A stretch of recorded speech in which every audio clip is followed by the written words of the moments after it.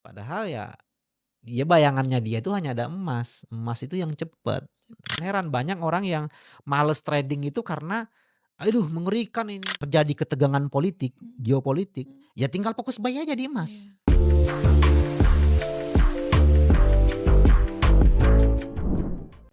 Halo teman-teman, kembali lagi di Ato Podcast, tempat di mana kita membahas semua hal-hal terkait dunia trading bersama saya Lea Jasmine dan trader profesional sekaligus wakil penasihat berjangka yaitu Om Gev. Halo Om Gev. Halo Lea. Halo Om Gev, akhirnya kita syuting podcast Iya, lagi setelah sekian lama oke, teman-teman siap. menantikan episode baru dari podcast kita ini. Hari ini kita akan membahas hal yang sangat-sangat menarik. Oke, Kenapa? Karena temanya oil versus emas. oke. Wah. Siap siap. Kan Om GF gini, kalau di dunia trading sampai saat ini tidak dipungkiri memang, emas itu masih menjadi, yang paling terkenal Benar benar, dibanding instrumen lainnya ya Om GF ya. benar. Menurut Om GF, kenapa sih emas itu banyak peminatnya dan sebenarnya kalau, oil apa kelebihannya dibanding emas itu sendiri yang sebenarnya tidak kalah juga untuk hype gitu? Oke, siap Lea. Mhm, Jadi begini Lea, memang di Indonesia ini lebih banyak trader emas ya, iya, kalau kita bandingkan daripada oil. mhm, Kenapa? Karena memang emas ini lebih banyak diperkenalkan mhm, sebenarnya, lebih banyak diperkenalkan oleh eh, apa namanya influencer-influencer, kemudian marketing atau mhm, IB, mhm, broker lah mhm, yang lebih memperkenalkan emas. Kenapa? Karena mungkin secara bisnis ya iya, lebih mudah dijual. iya, Kenapa? Karena kan banyak ya pengguna emas kan banyak di Indonesia, mhm, apalagi mhm, ibu-ibu nih ya iya kan. iya, Jadi lebih banyak diminati lah ya, baik mhm, itu secara fisik maupun di financial market iya, ya. Nah, padahal sebenarnya ya teman-teman semua ya, produk di financial market itu bukan hanya emas, mhm, tapi banyak banget instrumennya. Ya ini saya berbicara dalam ranah saya atau profesi saya sebagai wakil penasihat berjangka iya, ya, yang harus objektif juga ya, iya, harus harus adil ya dalam memberikan pandangan ya. Nah, produk di bursa ini banyak ya kan. Salah satunya adalah oil, mhm, emas, perak, iya, ada natural gas. mhm, Nah, untuk komoditinya ya. mhm, Kemudian ya banyak sekali instrumennya. Kalau untuk forex saja 180-an. banyak banget, 180 pasang pasang mata uang ya. Kemudian kalau belum lagi indeks saham ya, itu banyak banget ya kan. Tapi lagi-lagi ya, ya semua kan tergantung sama siapa kita belajar. Kalau kita belajarnya sama orang yang memang sudah lama trading di emas ya pasti ditawarkan di emas ya enggak. iya, Nah, tapi perlu saya sampaikan kepada teman-teman bahwa saya ini bukan berarti tidak tahu emas ya. Karena mhm, saya dari tahun 2009 mhm, itu memang saya langsung trading emas juga. oke, Karena lagi-lagi ya tadi diperkenalkannya emas kan. iya, Akhirnya kita ya udah belajar emas gitu kan. iya, Nah, nah kemudian saya trading emas, kemudian trading forex juga mhm, ya. Nah, saya tahu betul bagaimana pergerakan emas. Nah, saya kan trading dari tahun 2009 ya dan saya memulai aktivitas trading saya itu ya pertama dengan produknya ya emas juga ya kan. Kemudian forex ya. Dan saya tahu betul bagaimana pergerakan emas. Jadi emas itu sangat cepat sekali ya kan. Sangat cepat sekali dan memang menurut saya cocok untuk orang-orang dengan risk profile agresif. Jadi risk profile orang kan ada 3 lah ya. iya, Ada yang agresif, ada yang moderat dan ada yang iya, konservatif. iya, Akhirnya saya memahami ya, setelah saya menjadi wakil penasihat berjangka, mhm, akhirnya saya memahami bahwa tidak semua instrumen itu ya cocok mhm, untuk satu orang gitu kan. Mungkin dalam artian begini, untuk orang-orang dengan risk profile agresif ya cepat. mhm, Orang agresif ini dengan risk profile agresif dia siap menanggung tekanan yang luar biasa. Artinya tekanan psikologisnya dia siap. mhm, Cepat naik naik turunnya cepat itu dia seneng gitu iya, kan karena memang risk profile-nya itu. Tapi kalau orang konservatif kita kasih di emas mhm, ya dia bilang aduh saya nggak kuat jantung saya ini ya kan. Nah kan begitu. Makanya jangan heran banyak orang yang males trading itu karena aduh mengerikan ini emas kan karena dia melihatnya pertama kali itu emas. Dia emas, konservatif, kebetulan dia lihat pergerakan emas cepet, akhirnya udah mundur duluan dia kan. iya, Makanya sama nih kayak orang-orang saham. iya, Orang trading saham itu juga nggak mau tuh trading trading futures terlalu mengerikan kata dia mhm, kan. Padahal ya bayangannya dia itu hanya ada emas. Emas itu yang cepat, ya kan? Cepat untungnya, cepat juga ruginya, ya kan? Kan begitu. Jadi nah itu ya Lea. Nah, kemudian kalau di oil ya memang jarang orang trading trading di oil ini. Padahal menurut saya itu cocok banget untuk orang-orang yang konservatif, moderat ya, teman-teman. Jadi saya sudah kita nih cocok-cocokan juga kan. Iya. Makanya kan sebelum trading itu yang harus kita lihat adalah risk profile kita. Itu yang paling penting. Bukan melihat produknya dulu. Tapi kan hal ini kan bisa teman-teman ketahui kalau konsultasinya sama WPA. Iya. Karena WPA itu Lea, kayak saya ini kalau klien datang sama kita, jadi kita harus profiling dia dulu. Risk profilnya apa? Kita harus cek supaya nanti nasihat trading yang kita berikan itu sesuai dengan profilnya dia. Iya. Kemudian batasan resikonya, kemudian tujuan tradingnya untuk apa, itu menentukan semua. Nah, selama ini kan teman-teman cuman taunya emas dan nggak pernah dilihat risk profilnya apa. Nah, ini yang menjadikan asumsi masyarakat bahwa ya semuanya ya trading emas. Kemudian kalau kita mau trading itu harus dia cepet. Aduh, kalau nggak kuat jantung kita nggak bisa kan gitu. Padahal kan sebenarnya nggak begitu. Banyak instrumen yang ada di trading ini termasuk oil. Dan oil cocoknya untuk orang-orang yang moderat apalagi yang konservatif. Jadi cocoknya untuk itu. Nah, itulah ya. Bahas risk profile dari tadi. Mungkin teman-teman tuh pada bingung, risk profile itu apa? Agresif lah, moderat, konservatif. Nah, boleh Bapak mungkin jelaskan ke teman-teman risk profile itu apa? Jadi risk profile itu ya artinya itu batasan emosional kita dalam melihat resiko. Nah, jadi kalau gambarannya beginilah ya. Setiap orang itu kan ada orang ya kalau dia misalnya dia berani lossnya misalnya nahan profit misalnya atau loss lah 80%. Kalau orang-orang agresif biasanya ya udah nggak masalah gitu kan. Dia pengennya untung besar. Untung besar, resiko besar siap dia. Nah, ini saya kasih contoh ya biar kemudian gampang dipahami ya. Nah, kemudian dia kalau yang agresif ini dia butuh pergerakan yang cepat. Kalau lambat tuh bosen dia. Ya kan? Ini kondisi psikologis sebenarnya. Jadi risk profile ini adalah kondisi psikologis yang dimiliki oleh setiap orang. Dan itu bawaan Tuhan. Dan ini beda-beda. Ada yang ya spekulasi tadi itu tadi ya. Dengan risk profile spekulasi atau agresif ya, agresif adalah ya memang dia senang berspekulasi. Nah, kalau yang moderat dia seimbang. Seimbang antara ya profitnya nggak apa-apa deh. Agak besar dikit resikonya ya nggak apa-apa, besar dikit nggak apa-apa gitu. Paham nggak? Kalau yang tadi kan yang agresif dia siap resiko besar, siap untung besar. Kalau yang moderat tadi dia memang lebih lebih posisi di tengah-tengah. Dia siap untung lebih besar sedikit, tapi rugi sedikit, agak besar sedikit nggak apa-apa. Nah, ini bahasa sederhananya lah ya. Nah, tapi kalau orang yang konservatif beda. Dia mengedepankan keamanan. Nggak apa-apa dikit untungnya, yang penting saya aman. Nah, itu loh. Makanya saya bilang orang konservatif ya kalau dikasih produk emas yang begitu agresif dengan kelihatan resiko yang sangat besar, dia nggak akan mau trading. Makanya ini yang paling penting lah ya. Jadi bukan persoalan produknya sebenarnya. Makanya sebenarnya banyak teman-teman yang trading di emas ya.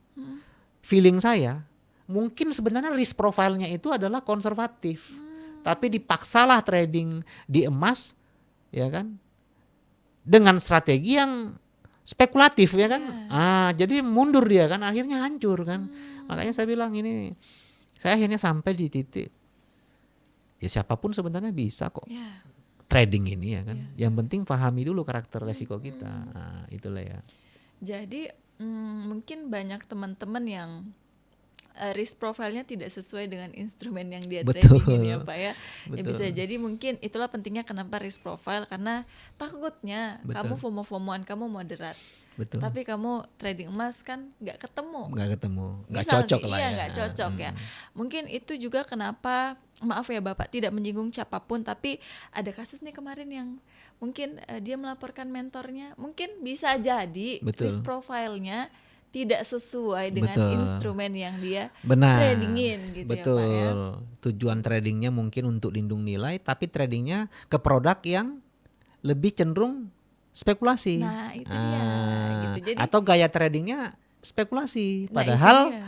tujuan tradingnya lindung nilai. Nah, Itu yang paling penting. yang Nah, paling itulah penting. pentingnya lah ya Iya. kenapa kemudian kita harus belajar sama WPA. Heeh. Harus ketemu sama WPA yang profesional, yang Iya. kredibel ya. Iya, Karena iya. supaya kita dipetakan Ya, produknya apa yang cocok nih. betul. Gitu. Nah, itulah ya. Setuju Kak, untuk menghindari Betul. kesalahan kedepannya ya Pak. Betul. Jadi di awal nih sudah dipetakan semua, sudah Betul. tes semua nih. Betul. Kamu Jadi nggak cocoknya bisa disamakan semua orang. Makanya kan sebenarnya kalau kita di Akademi Trading Oil itu kita memang mengajarkan trading ya untuk yang di ATO Master ya, yang memang ya berbayar ya, karena kan itu profesionalisme saya sebagai wakil penasihat berjangka ya. Dan ada versi gratis juga. Nah, tapi kalau yang versi yang ATO Master yang berbayar itu memang saya memprofiling dulu. Kita profiling karena setiap orang kan punya karakter resiko yang berbeda-beda, batasan resiko yang berbeda-beda, kapasitas finansial yang berbeda-beda, dan tujuan trading yang berbeda-beda. Makanya kita lebih ke personalize lah, kita personal ya, udah masuk ke personal. Jadi setiap orang tuh bisa berbeda-beda strateginya, bahkan produknya pun sebenarnya bisa berbeda, gitu kan. Nah di situ kita kasih kelasnya itu ya kelas lindung nilai. Memang tujuannya untuk lindung nilai. Kemudian ada kelas penghasilan tambahan. Kemudian ada kelas spekulasi. Ini berbeda strateginya. Nah, jadi oke lah meskipun teman-teman mungkin risk profile-nya tadi agresif, ya paling tidak kita tahu. Oh kalau orang-orang konservatif tuh kayak gini loh caranya. Tradingnya tuh seperti ini gitu kan. Oh kalau orang-orang moderat tuh kayak gini. Oh kalau saya kan lebih ke agresif ya. Jadi makanya saya bilang emas itu cocok untuk orang-orang yang risk profile agresif ya. Nah, itulah ya. Dia itu tadi teman-teman pentingnya risk profile ya. Benar. Jangan cuma FOMO-FOMOan aja. Mentang-mentang emas lebih terkenal lah, Ya, instrumen yang lebih terkenal. betul. Padahal kalian yang moderat dan konservatif ada oil loh yang lebih Betul. cocok dengan kalian seperti itu. Betul. Nah, untuk tes-tes itu Pak bisa dilakukan di Akademi Trading Ya, Oil. kita siapkan itu. Jadi teman-teman kalau masuk di web itu ptntc.com ya. Itu kan ada saya sudah siapkan alat tesnya untuk mengukur apakah kita ini lebih ke konservatif, moderat atau agresif. Jadi pahami itu dulu. Baru kemudian kita memilih instrumen yang sebenarnya gitu kan. Kemudian keunggulan oil yang juga tidak kalah dari emas. Sebenarnya bisa lebih hype juga dari emas. Sebenarnya ada nggak sih Pak yang membuat oil sebenarnya bisa kok nggak kalah dari emas hype-nya gitu. Gini. Kalau untuk di futures ya. Jadi kan oil ini lebih stabil kan.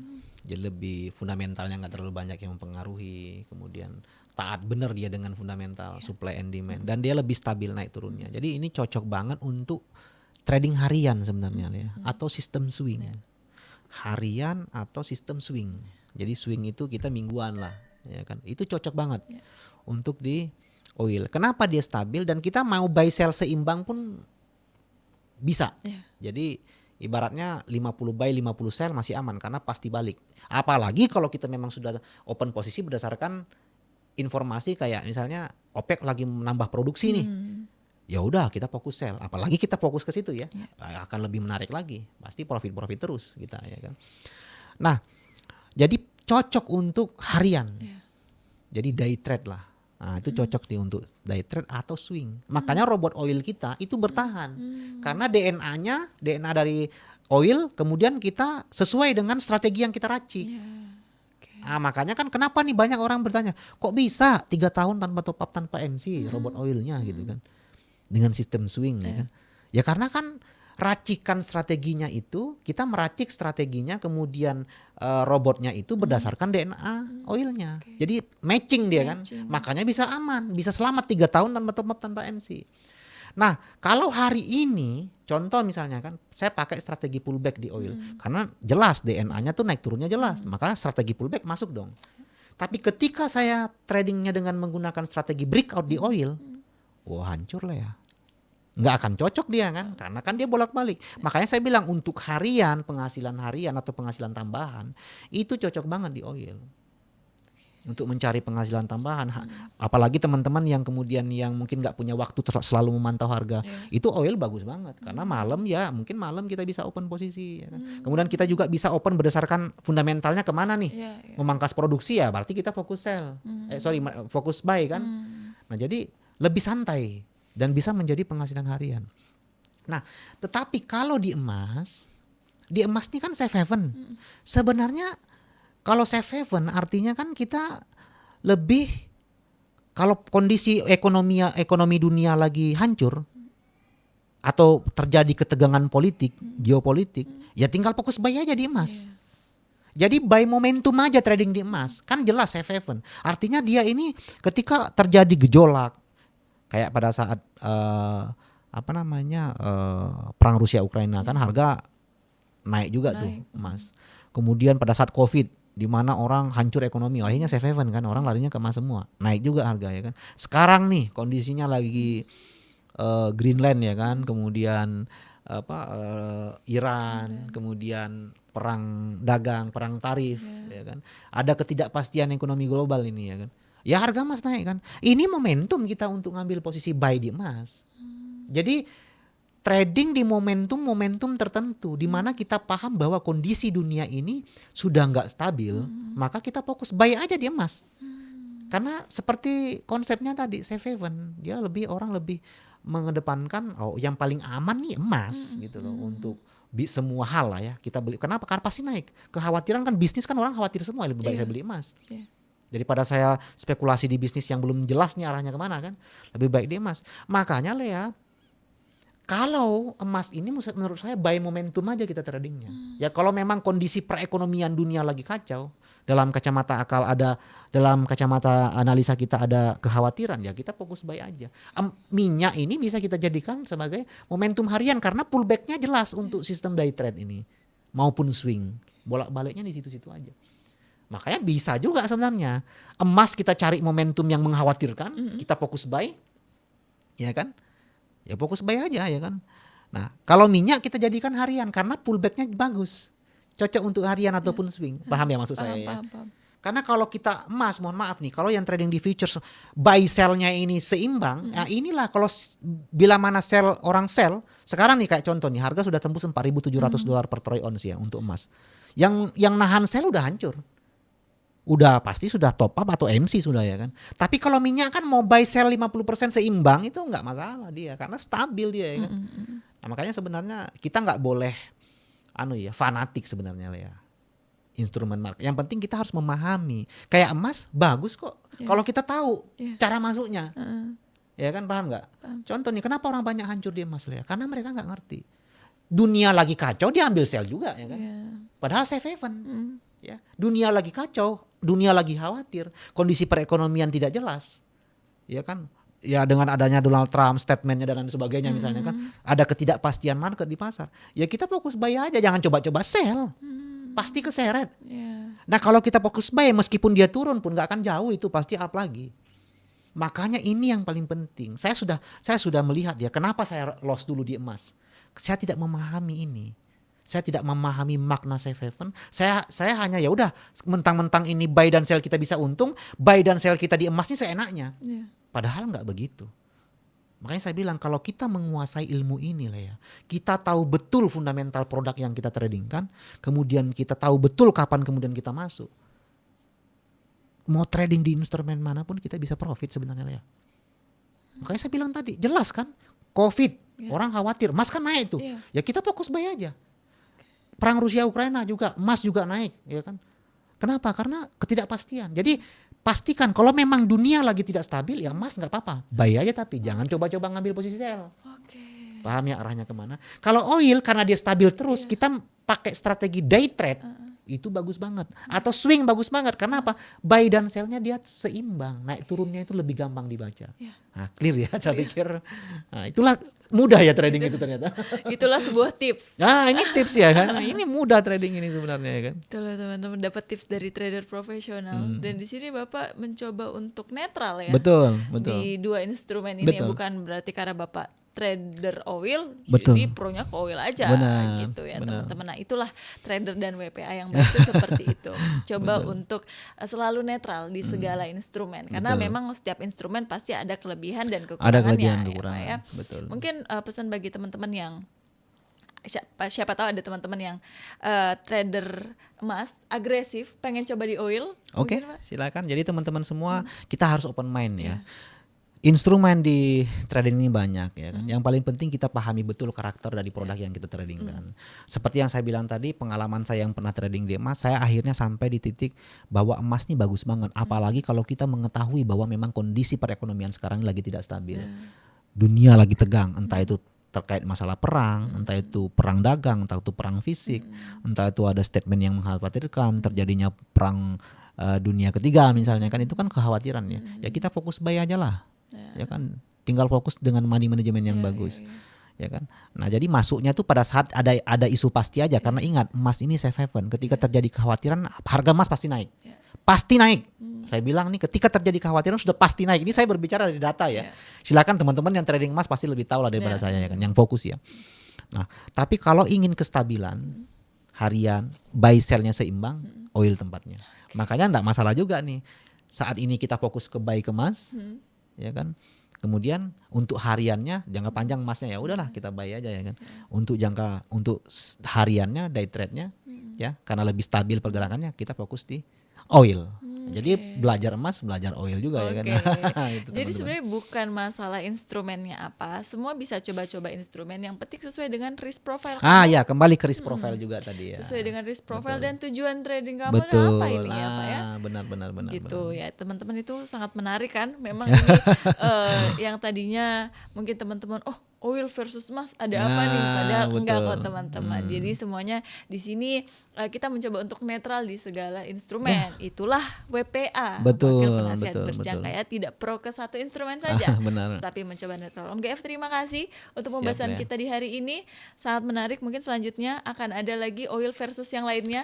Teman-teman siap. ditunggu saja ya pembahasan kita selanjutnya. Terima kasih untuk teman-teman yang sudah menonton atau podcast. Jangan lupa like, comment, dan subscribe. Dan tunggu episode kita yang tidak kalah menariknya selanjutnya. Saya Lea Jasmine dan Om GF, kami pamit undur diri. Terima kasih. Terima kasih.